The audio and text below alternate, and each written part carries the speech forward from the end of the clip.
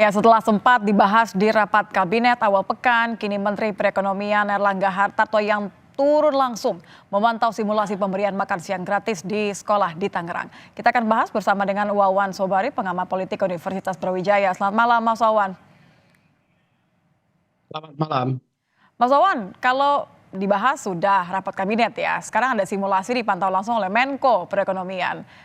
Kalau ada yang mengatakan kok kesannya terburu-buru, Anda sependapat atau malah ini justru mengejar apa sebenarnya? Ya, kalau saya sih sepakat bahwa memang ini nampak terburu-buru gitu ya. Kenapa? Karena memang sebenarnya proses penganggaran ini kan waktunya juga dalam tanda petik kan memang harus istilahnya kalau dalam proses perencanaan itu kan jelas gitu kan bahwa kita punya sistem perencanaan pembangunan nasional gitu kan bahwa setiap program itu sudah terencana mulai dari yang rencana tahunan sampai kemudian rencana menengah 5 tahunan sampai 25 tahun. Nah, sebenarnya direncanakan sekarang apa maksud saya itu direncanakan sekarang ini programnya punya siapa gitu kan. Sementara pemerintahan saat ini kan masih pemerintahannya Pak Jokowi bukan Betul. pemerintahannya Pak Prabowo begitu. Jadi itu yang kemudian mengundang tanda tanya gitu kan. Jangan-jangan Nah, sudah direncanakan jauh dari sebelumnya?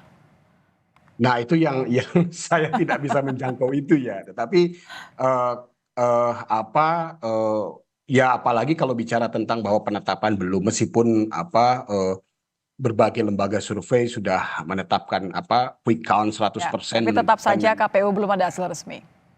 betul kan masih tahap perhitungan juga sampai sekarang rekap maksudnya masih tahap rekap gitu kan sampai sekarang. Jadi Eh, terus kemudian kalau dalam tanda petik ini seolah-olah memberi akses yang begitu lebar. Padahal kalau pernyataan dari beberapa tim yang dulu mengikuti atau menjadi bagian dari transisi dari pemerintahan Pak SBY kepada Pak Jokowi kan tidak semudah ini, gitu kan? Artinya ada istilahnya itu kebijakan yang harus dituntaskan dulu pada masa 5 tahun pemerintahan sebelumnya, begitu kok tiba-tiba seperti ini. Terus kemudian kalau ditanya tadi misalkan, apakah kemudian hanya dengan simulasi satu sekolah di Tangerang itu cukup? Bagi saya tidak, gitu kan? Kenapa? Kita bisa lihat bahwa ada beberapa negara yang menerapkan ini dan ini bukan kebijakan baru, gitu kan? Jadi kalau menurut beberapa literatur, ya, kebijakan ini pertama kali justru bukan dari pemerintah tapi dari LSM di Amerika, ya pada akhir abad ke-19. Sebenarnya pertama kali dilakukan itu, gitu ya. Jadi kemudian ditiru dan sebagainya dan Indonesia sebenarnya perlu belajar ke pengalaman negara-negara ini jangan kemudian hanya dalam waktu sekian bulan tidak maksud saya hanya sekedar mengambil sampel satu sekolah gitu ya. Kenapa? Mohon maaf, eh, Tangerang tentu bagian dekat dengan ibu kota, penyangga ibu kota gitu. Yang ini berbeda sekali dengan daerah-daerah di pelosok gitu, yang tidak mudah misalkan mencari catering. Terus kemudian juga nilai 15.000 itu, apakah itu cukup untuk konteks daerah dengan tingkat kemahalan tinggi? Bisa jadi di Papua, saya cek misalkan harga ketoprak saja di Jayapura 30.000 gitu kan. Ya. Sementara 15.000 ini jelas nggak cukup untuk konteks di Papua gitu ya. Oke, Yang sebelum kita lebih karena jauh lagi membahas soal detail sudah tepatkah program ini, bagaimana ya pengawasannya, saya ingin kita bersama mendengarkan sebenarnya Presiden Jokowi sendiri sempat membantah ya kalau program makan siang gratis ini bukan gara-gara programnya Prabowo kemudian dibahas di rapat kabinet. Kita akan dengarkan terlebih dahulu.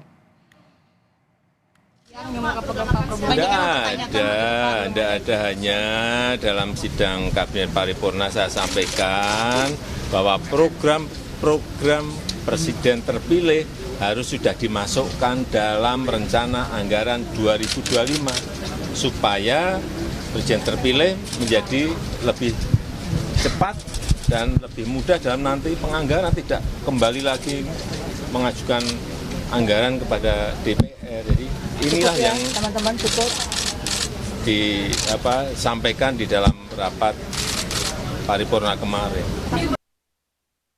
Ini menarik ya, Mas Wawar ya, supaya soft landing kayaknya. Jadi transisinya dari sekarang. Anda melihat bahwa ini aturannya kemudian dikhawatirkan ada pelanggaran aturan atau bicara mengenai etika saja sebenarnya yang mengkhawatirkan? ya kalau dari sisi proses penganggaran memang sebagaimana sering kita lihat bahwa presiden akan menyampaikan nota RAPBN setiap tanggal 16 Agustus setiap tahun untuk anggaran tahun berikutnya gitu kan. Dan kalau Sekarang memang ya, cuman persoalannya adalah tadi saya katakan tadi bahwa kita selalu berpandangan bahwa yang namanya penetapan hasil pemilu itu harus selalu de jure. Hmm. De jure dia berdasarkan pada fakta hukum dan sebagainya gitu kan. Tapi faktanya ini kan de jure belum gitu ya. Tapi kemudian sudah menjadi bagian dari ini. Nah, seolah-olah ini adalah ada sedikit tadi yang saya katakan tadi ada benturan kepentingan sebenarnya dalam konteks kebijakan ini begitu. Kenapa? Karena kita tidak sulit memisahkan antara Presiden dengan pasangan terpilih gitu kan, karena ada kedekatan keluarga di situ. Itu yang susah kemudian kita hindari dan publik eh, paham dengan itu gitu. Nah, terus kemudian yang heran tadi ketika dikatakan bahwa ini bukan maksudnya dibicarakan tidak seperti seolah-olah tidak formal, tapi kan sebenarnya kenapa kok kemudian begitu disampaikan kemarin hari ini sudah langsung Mengawasi simulasi. ada simulasi. Kan ini artinya nggak mungkin kalau nggak terencana begitu. Jadi eh, meskipun simulasi hanya di satu tempat gitu, yang saya katakan tadi ini kurang cukup kalau bicara simulasi hanya di satu tempat begitu. Oke, tidak hanya kekhawatiran bahwa tidak cukup simulasi hanya sekali, tapi juga anggaran yang tersedot sedemikian rupa. Apakah kemudian Anda melihat ini langkah yang tepat, baik secara nanti kepemimpinan baru, pemerintahan baru, tapi juga langkah politis yang tepat menurut Anda, jika hal ini akan tetap dilakukan oleh Presiden Joko Widodo?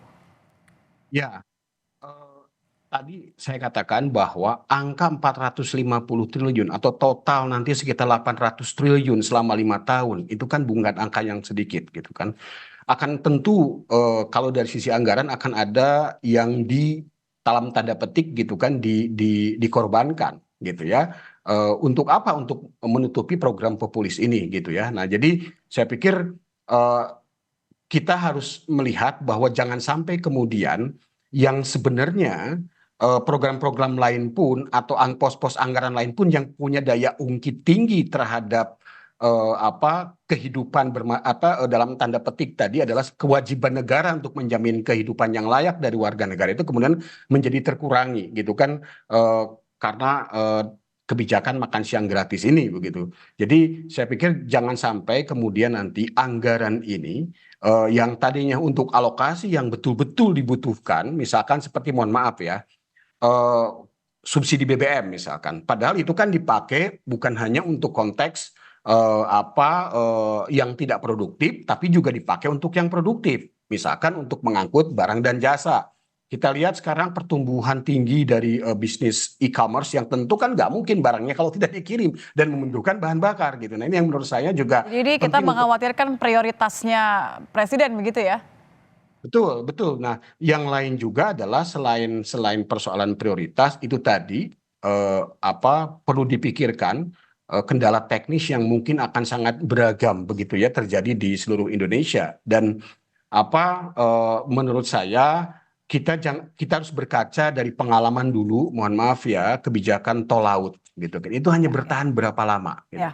Artinya Nah, jangan sampai kemudian menjadi sia-sia hanya demi pemenuhan ya, janji semata gitu ya. Terima kasih. betul, betul, dan tol laut pun kan juga relatif tidak berhasil gitu kan menurut saya gitu kan, karena juga ada kendala ternyata gitu kan ketika implementasinya. Jadi dalam ilmu kebijakan, dalam politik dan kebijakan publik itu harus clear bahwa yang namanya kebijakan itu harus ditujukan atau diawali dengan diagnosa masalah publik yang benar. Ya, Jangan sampai diagnosa kemudian masalah publik yang benar karena ini demi publik. yang benar. Jadi Terima kasih, betul-betul Mas Wawan. ya, ya, sama-sama. Baik, selamat malam. Terima kasih Mas Wawan Sobari, pengamat politik Universitas Brawijaya sudah bergabung bersama kami di Kompas Malam. Selamat malam.